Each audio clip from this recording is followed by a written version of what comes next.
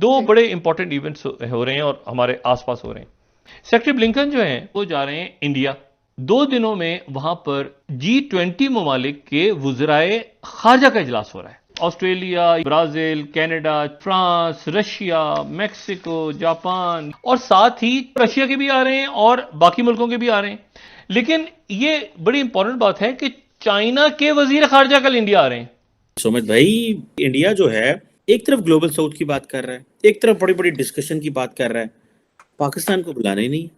आपके हालात शुरू से ऐसे ही एम्बैरसिंग, डिस्ग्रेसफुल, और इस पे जितना भी अफसोस किया जाए काम मेरे ख्याल में। यही 58 में हुआ, यही 68 में हुआ, यही 77 में हुआ। मुझे तो ऐसा लगता है एम्बैरसमेंट होता मुझे। और दूसरा जो इवेंट हो रहा है वो रेसाना डायलॉग, उसमें चीफ गेस्ट के तौर पे इटली की प्राइम मिनिस्टर आ रही हैं। इंडिया के अंदर एक राइजीना डायलॉग हो रहा है। ये कहा जा रहा है कि 250 के करीब जो है वो थिंकर्स और लीडर्स आ रहे हैं। 100 कन्वर्सेशंस हो रही हैं डिफरेंट फॉर्मेट्स के ऊपर। ये हफ्ता इंडिया में बहुत बिजी है, मतलब it is Yes. Busy week. एक तो एक G20 के फाइनेंस मिनिस्टर्स का इवेंट हुआ, उससे हटके जॉर्ज शूज को चाय पीने का शौक उठा, वो चाय पीते फिर रहा है बेंगलोर में, क्रिकेट के स्टेडियम्स को जा रहा है। कल फॉरेन मिनिस्टर्स आ रहे हैं। So in that sense you could say कि अब जैसा जैसा इंडिया का स्टैचर बढ़ते जाएगा। हेलो दोस्तों, स्वागत है आप सभी का एपी गन चैनल पे। तो फ्रेंड्स, आइए देखते हैं पाकिस्तानी मीडिया की लेटेस्ट वीडियो। भारत में अभी कुछ ऐसा हो रहा है जो शायद पहले कभी नहीं हुआ, और इस समय दुनिया के लगभग सभी बड़े इंटेलेक्चुअल्स, इकोनॉमिस्ट और लीडर्स इंडिया में आ रहे हैं। और उसकी वजह आप जानते हैं कि भारत के अंदर G20 का सम्मेलन हो रहा है, और जिसकी शुरुआत ऑलरेडी हो चुकी है।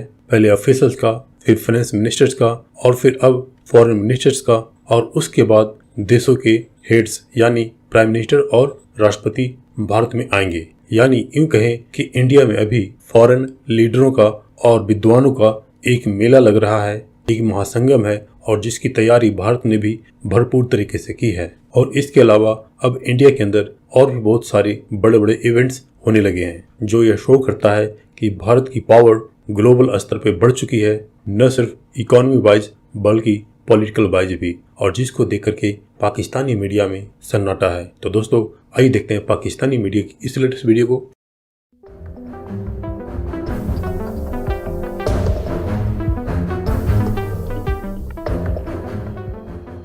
दो बड़े इंपॉर्टेंट इवेंट्स हो रहे हैं और हमारे आसपास हो रहे हैं।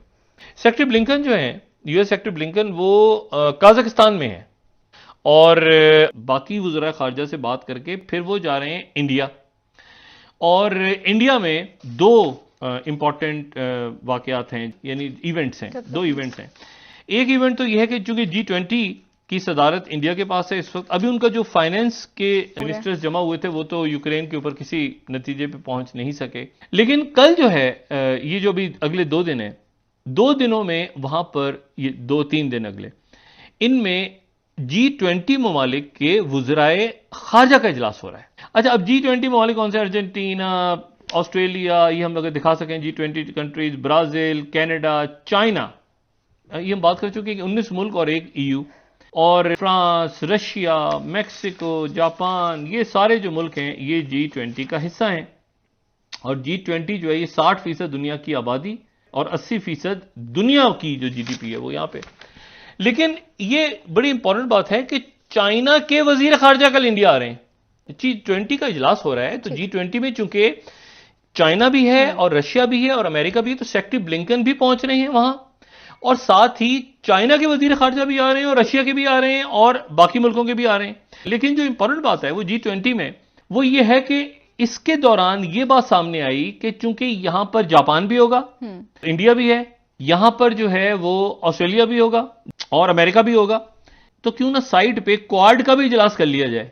और दूसरा जो इवेंट हो रहा है वो रेसाना डायलॉग, जो कि उनकी ORF जो उनका थिंक टैंक है, बहुत बड़ा थिंक टैंक, वो हर साल अरेंज करता है। तो उसमें चीफ गेस्ट के तौर पे इटली की प्राइम मिनिस्टर आ रही हैं। अच्छा डॉक्टर साहब, ये बताइएगा कि ये जो इंडिया के अंदर एक राइजीना डायलॉग हो रहा है, बेसिकली तो इसमें को तकरीबन 100 ममालिक और ministers, farmer head of states and governments और लोग पार्टिसिपेट कर रहे हैं। ये क्या जो म्यूनिक सिक्योरिटी कॉन्फ्रेंस की तरह India wants to have its own, जिसे कहते हैं, प्लेटफॉर्म, या कि and letting the world know what is an Indian view. How do you see this dialogue and its significance क्या है first of all, sir? अगर आप देखें द डायलॉग का वेब पेज पे मिनिस्ट्री ऑफ एक्सटर्नल अफेयर्स का भी लोगो है, राइट, इंडिया के। सो ORF फाउंडेशन का भी लोगो है और मिनिस्ट्री ऑफ एक्सटर्नल अफेयर्स है।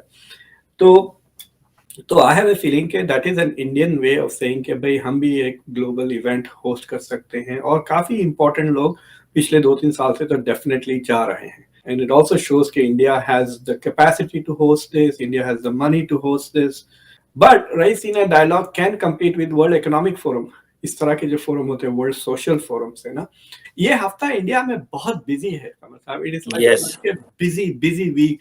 एक तो एक G20 के फाइनेंस मिनिस्टर्स का इवेंट हुआ, उससे हटके जॉर्ज शूज को चाय पीने का शौक उठा, वो चाय पीते फिर रहा है बेंगलोर में, क्रिकेट के स्टेडियम्स को जा रहा है। कल फॉरेन मिनिस्टर्स आ रहे हैं, but the timing is quite interesting ना कि दोनों डायलॉग साथ हो रहे हैं। So there I have a feeling कि जो लोग इसके लिए भी आ रहे हैं वो भी अटेंड कर लेंगे। So in that sense you could say कि अब जैसा जैसा इंडिया का स्टैचर बढ़ते जाएगा वैसे वैसे इंडिया के ऐसे कई इवेंट्स होते हैं। आजकल इंडिया के मीडिया वाले भी इस तरह के इवेंट्स रखना शुरू कर दिए हैं। तो इस तरह के फोरम्स की वैल्यू बहुत इंपॉर्टेंट है। This is like a track two diplomacy के अंदर डाल सकते हैं आप इसको। बेसिकली इनफॉर्मल इवेंट पे और इनफॉर्मल इवेंट होंगे ना। हाँ बिल्कुल सही कह रहे हैं। पैनल से पहले, पैनल के बाद, होटल में रात को खाना खाते वक्त। So there are lots of interesting, I think the more interesting things are going to happen off camera. Sumit भाई, इंडिया जो है एक तरफ ग्लोबल साउथ की बात कर रहा है, एक तरफ बड़ी बड़ी डिस्कशन की बात कर रहा है, पाकिस्तान को बुलाना ही नहीं। आपको नहीं लगता कि यहाँ पे तो आपको पाकिस्तान को बुला के तो डेट ट्रैप डिप्लोमेसी पे बात करनी चाहिए थी कि आपके तो CPAC पे हुआ है, लेकिन आपको नहीं लगता कि द इंडियन लीडरशिप बहुत छोटा सोचती है इन चीज़ों में, रादर के पाकिस्तान को बुला के उनसे इन टॉपिक्स पे पूछा जाए कि उनका वर्जन एंड विजन क्या है? देखिए चीमा साहब, आपने बहुत मुफीद सवाल पूछा, कॉम्प्लीमेंट्स होना है, and let me answer you in 4 parts. The point number 1 is आपको SCO में बुलाया था, आपने अभी तक जवाब नहीं दिया। दूसरी बात चीमा साहब, अब आप G20 की अगर बात करें, इसमें वर्ल्ड की इकोनॉमी की बातें होती है। आप जैसी कंट्री वर्ल्ड की इकोनॉमी में भी कितना रोल प्ले करते हैं, सवाल है। जब डॉक्टर जयशंकर कहते हैं आपकी एक ही बिजनेस है इंटरनेशनल टेरर, तो ये पॉइंट नंबर 2 छोटा सा पॉइंट है। पॉइंट नंबर 3 देखिए चीमा साहब, मैं आपको बताऊं, United states of America super power है और 19 से 20 कंट्री ऐसी है जिनके साथ उनके इख्तलाफ है, still they are acknowledged as a super power. हमारी ये कंट्री बाजू में का नाम है पाकिस्तान, जो टेररिस्ट भेजती है। और बाय द वे ये हाफिज सैयद और सलाउद्दीन तो ओपनली अब घूम रहे पाकिस्तान में। आप तो कह रहे थे यहाँ है नहीं, देखिए हमने श्रीलंका की मदद की, उनको लिबरेट किया, बट पाकिस्तान के साथ सिचुएशन डिफरेंट है। पाकिस्तान तो टेररिस्ट भेजता है, आपकी तो पॉलिसी है ये टेररिस्ट भेजना है। देखिए चीमा साहब, अगर अमेरिका के इंटरेस्ट में 20 कंट्रियों के साथ बिल्कुल रिलेशन कट रखना और सुपर पावर है, हम भी ग्लोबल साउथ के लीडर हैं, if we don't we are not so friendly with Pakistan, we can not have normal relations.